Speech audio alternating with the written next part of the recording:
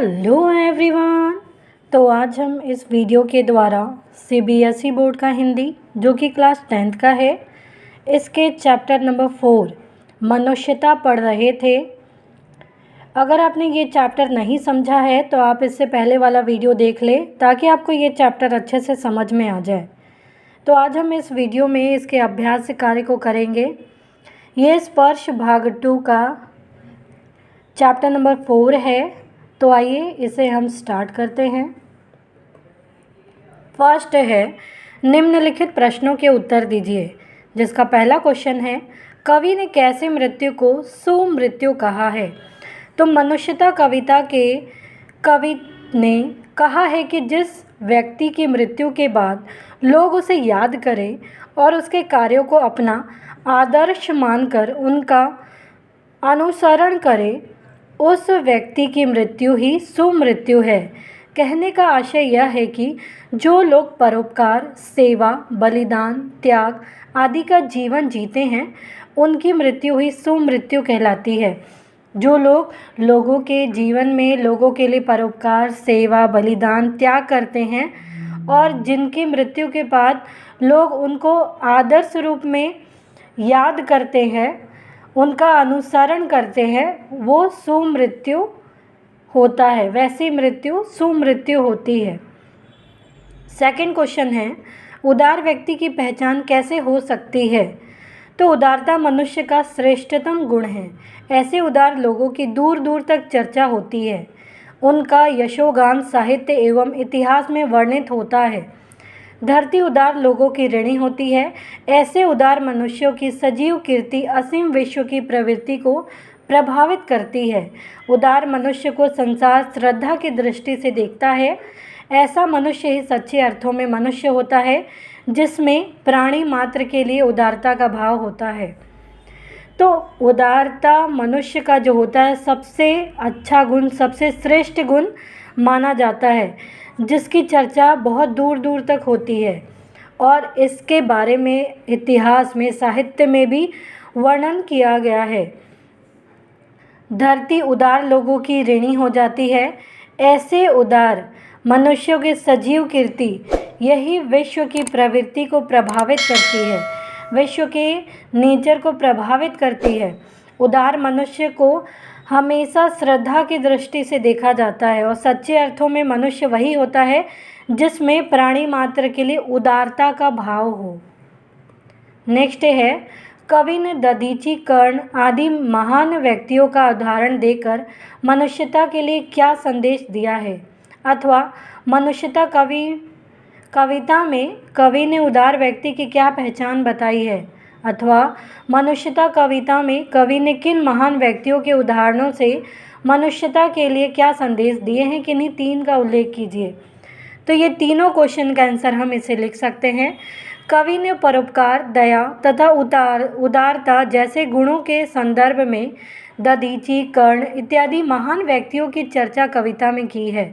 दधीचि ने देवताओं की रक्षा के लिए अपनी हड्डियों को दान कर दिया, जिससे इंद्र के अस्त्र वज्र का निर्माण हुआ तथा असुरों की पराजय हुई। जो असुर थे वे हार गए थे। दधीचि का परोपकार मनुष्यता के इतिहास में प्रशंसित है। दानवीर कर्ण ने अपने वचन को पूरा करने के लिए अपने शरीर चर्म के रूप में विद्यमान कवच कुंडल का दान कर दिया। राजा शिवी ने पक्षी के प्राणों की रक्षा हेतु अपने शरीर का मांस काट कर दे दिया। रंती देव ने भूखे अतिथियों के लिए अपने हिस्से का भोजन उन्हें ग्रहण करने दे दिया। इस प्रकार कहा जाता है कि ये उदाहरण हमें त्याग, बलिदान व परोपकार का संदेश देते हैं कि किस प्रकार से दधीचि ने अपने हड्डियों का दान देकर रक्षा की, दानवीर कर्ण ने कवच कुंडल का दान दिया, रंती देव ने कैसे भूखे होने के बाद भी भूखे अतिथियों के लिए अपने हिस्से का भोजन उन्हें दे दिया। तो ये त्याग, बलिदान, परोपकार का संदेश देते हैं। नेक्स्ट है कवि ने किन पंक्तियों में यह व्यक्त किया है कि हमें गर्व रहित जीवन व्यतीत करना चाहिए, अथवा मैथिली शरण गुप्त ने गर्व रहित जीवन बिताने के लिए क्या तर्क दिए हैं। तो रहो न भूल के कभी मतांध तुक्ष वित्त में, सनाथ जान आपको करो न गर्व चित्त में। प्रस्तुत पंक्तियों के माध्यम से कवि ने हमें गर्व रहित जीवन व्यतीत करने की सलाह दी है। हमें तुच्छ धन संपत्ति पर अहंकार कर मनुष्यता की प्रवृत्तियों की अवहेलना नहीं करनी चाहिए। अपनी मतांधता में स्वयं को वर्चस्वशाली तथा अन्य लोगों को अनाथ समझने की भूल कदापि नहीं करनी चाहिए। मनुष्य मनुष्य को समान समझते हुए सृष्टि की एकता को समझना चाहिए और ये जरूरी है। कवि का मानना है कि दयालु ईश्वर की सृष्टि करता है, दयालु ईश्वर ही सृष्टि करता है, वह किसी को अनाथ नहीं रहने देता, क्योंकि उसकी विशाल भुजाएं हमेशा सहायता के लिए उठी रहती हैं। तो यहाँ पे कैसे बताया गया है कि तुच्छ धन संपत्ति को, इन सभी पे कभी हमें अहंकार नहीं करना चाहिए या स्वयं को सबसे ऊंचा सबसे शक्तिशाली कभी नहीं मानना चाहिए। मनुष्य मनुष्य समान होते हैं और इसे समझना जरूरी है, इसकी एकता को समझना जरूरी है। कवि कहते हैं कि दयालु ईश्वर ही सृष्टिकर्ता भी होते हैं, तो वह किसी को अनाथ रहने ही नहीं देता, क्योंकि उनकी विशाल भुजाएं हमेशा सहायता के लिए उठती हैं। नेक्स्ट है, मनुष्य मात्र बंधु है से आप क्या समझते हैं? मनुष्यता कविता के आधार पर लिखिए। मनुष्यता कविता में प्रयुक्त काव्य पंक्ति मनुष्य मात्र बंधु है से कवि का अभिप्राय यह है कि सभी मानव एक ही परम पिता के संतानें हैं। सभी का एक ही पिता होने के कारण सभी आपस में एक दूसरे के भाई हैं, बंधु हैं। कवि के कहने का आशय यह है कि सभी मनुष्य को आपसी भेदभाव भूलकर भाईचारे के साथ रहना चाहिए। नेक्स्ट है, कवि ने सबको एक होकर चलने की प्रेरणा क्यों दी है? अथवा मनुष्यता कविता में कवि ने सबको एक होकर चलने की प्रेरणा क्यों दी है? अथवा मनुष्यता कविता में कवि ने सबको एक साथ होकर चलने की प्रेरणा क्यों दी है? इससे समाज को क्या लाभ हो सकता है, स्पष्ट कीजिए। तो कवि समाज में एकता, बंधुत्व और मेल जोल की प्रक्रिया को मजबूत बनाने के लिए सबको एक होकर चलने की प्रेरणा देता है। आपस में भिन्नता नहीं बढ़नी चाहिए। सबके एक होकर चलने से जीवन आसान हो जाता है, बैर भाव समाप्त हो जाते हैं तथा सबके कार्य सहज रूप से सिद्ध होते हैं। एकता में बल है। एक साथ चलने से मार्ग की विपत्तियां तथा विघ्न बाधाएं दूर होती है। तो हमें भी एक साथ मिलकर चलना चाहिए, जिससे हर एक काम आसान हो जाए, लोगों में भिन्नताएं, विघ्न बाधाएं लोगों के दूर हों, जीवन आसान हो जाए और डिफरेंसेस बढ़ने नहीं चाहिए। नेक्स्ट है, व्यक्ति को किस प्रकार का जीवन व्यतीत करना चाहिए, इस कविता के आधार पर लिखिए। तो मनुष्य को परोपकारी होना चाहिए, उसे अपने या अपनों के हित चिंतन से अधिक दूसरों के हित चिंतन में संलग्न होना चाहिए। केवल अपने बारे में सोचना पशु प्रवृत्ति है। पशु जब चारागाह में होता है तो केवल अपने चरने की चिंता करता है। मनुष्य को एक दूसरे के बारे में भी सोचना चाहिए, यही मनुष्यता है। उदारता, सहानुभूति तथा बंधुत्व मानवता मनुष्यता के प्रमुख गुण हैं। परोपकारी तथा उदार मनुष्य को दुनिया सदा याद रखती है। तो अपना जीवन लोगों के परोपकार के लिए, लोगों के भलाई के लिए, दूसरों के चिंतन में संलग्न होना चाहिए, क्योंकि अगर लोग दूसरे के बारे में नहीं सोचते हैं तो वो पशु प्रवृत्ति के होते हैं, और जिसका काम चारागाह में होता है वो, और उसको केवल चरने की चिंता होती है। मनुष्य को एक दूसरे के बारे में सोचना चाहिए, यही मनुष्यता होती है। उदारता, सहानुभूति, बंधुत्व, ये सारे गुण होते हैं मनुष्य के। इसीलिए एक परोपकारी और उदार मनुष्य को ही लोग याद भी रखते हैं। नेक्स्ट है, मनुष्यता कविता के माध्यम से कवि क्या संदेश देना चाहता है, अथवा मनुष्यता कविता के द्वारा कवि ने क्या प्रतिपादित करना चाहा है, विस्तार से स्पष्ट कीजिए। मनुष्यता कविता के माध्यम से राष्ट्र कवि मैथिली शरण गुप्त मनुष्य मात्र के बंधुत्व को परिभाषित करते हुए हमें मनुष्यता से आवृत गुणों के मार्ग पर चलने की सलाह देते हैं। उनके अनुसार जीना या मरना उसी मनुष्य का सार्थक है जो दूसरों के लिए जीता या मरता है। परोपकार, दयालुता तथा उदारता के गुण जीवन को सार्थक बनाने में सक्षम है। दूसरों का हित चिंतन भी अपने और अपनों के हित चिंतन की तरह ही महत्वपूर्ण होना चाहिए। केवल अपने लिए जीना पशु प्रवृत्ति है, जबकि दूसरों के लिए जीना ही मनुष्यता कहलाता है। नेक्स्ट है, निम्नलिखित का भाव स्पष्ट कीजिए। सहानुभूति चाहिए महाविभूति है यही, वशीकृता सदैव है बनी हुई स्वयं मही।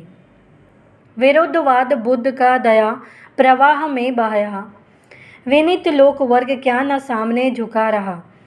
राष्ट्र कवि मैथिली शरण गुप्त कविता की इन पंक्तियों में सहानुभूति और परोपकार अर्थात करुणा की भावना को मनुष्यता का उदात्त गुण मानते हैं। इससे कवि ने महाविभूति की संज्ञा दी है। कवि का मानना है कि सहानुभूति श्रेष्ठ गुण है। दूसरों के दुख को अपने दुख के रूप में देखने की प्रवृत्ति ही मनुष्य की संचित पूंजी होती है। ऐसे ही लोगों की पृथ्वी दासी है, अर्थात पृथ्वी पर ऐसे लोगों को ही पूज्य माना जाता है। कवि बुद्ध की दया भावना को महत्व देते हैं। उनके अनुसार बुद्ध की दया भाव और अहिंसा के उपदेश ने विरोध के स्वर को धूमिल कर दिया।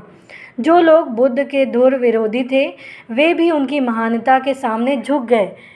तो जो लोग उदार होते हैं उनके ही सामने लोग झुकते भी हैं। जैसे यहाँ उदाहरण दिया है भगवान बुद्ध का, जिन्होंने दया भावना से अपने विरोधी लोगों को भी झुका दिया।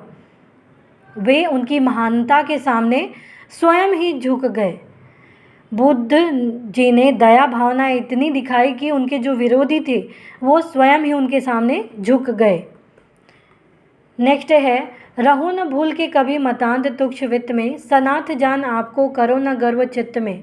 अनाथ कौन है यहाँ त्रिलोकनाथ साथ में, दयालु दीन बंधु के बड़े विशाल हाथ हैं। कवि इन काव्य पंक्तियों के द्वारा हमें धन के उन्माद में अहंकारी होने से रोकना चाहते हैं।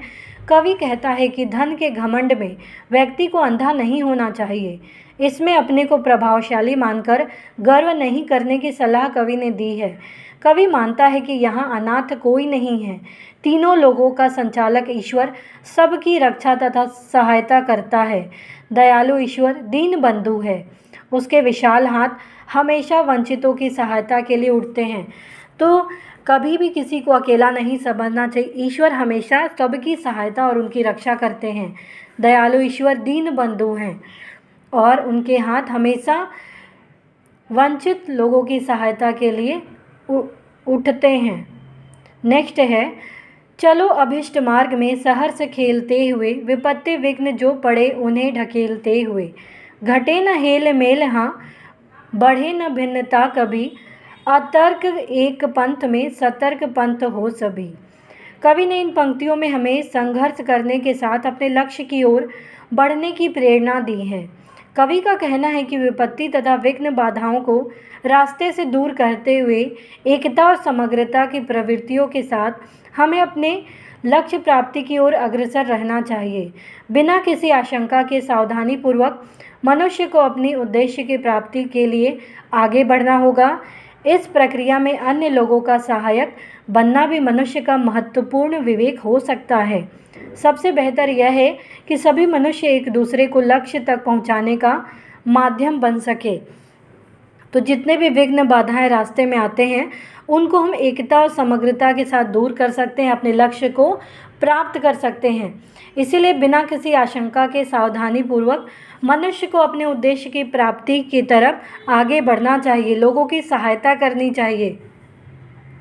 और सबसे बेहतर यह है कि मनुष्य एक दूसरे के लक्ष्य तक पहुंचने का माध्यम बन सके। माध्यम बनने का अर्थ यह है कि एक दूसरे की सहायता करें। तो उम्मीद है आपको ये क्वेश्चन आंसर समझ में आए होंगे। तो प्लीज़ आप इस वीडियो को लाइक करना, शेयर करना, सब्सक्राइब करना, कमेंट करना ना भूलें। Thank you.